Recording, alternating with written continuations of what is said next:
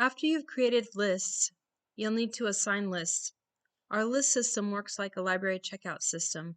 You have all the master lists, but students can only see what you've checked out to them.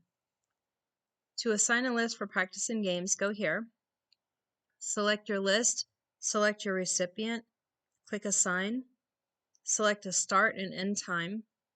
Leave this box checked if you want to see an assignment posted to Google Classroom. You can alter these instructions if you like, assign points, and click Submit. If you'd like to assign a test, it works the same way. Select the lesson, the students, click Assign, select your start and end times, and any information and points assessed.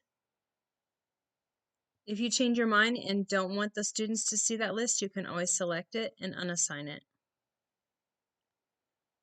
To schedule it for a future time, select a list, assign it,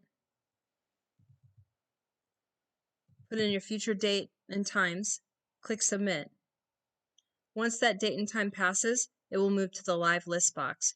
You can always scroll down and kind of view what's available to each student at any given time for tests, pre-tests, or games and practice. If they've finished a test or pre-test, it is removed from their queue. In order for them to see that again or to take the test again, you'll have to assign it to them again. You can do that by selecting individual students, assigning it to the student like this. You can also unassign anytime. If you have any questions about how assigning lists work, please call us at 888-750-3878 or email us at info@spellingstars.com. We're always happy to help. Thank you for watching.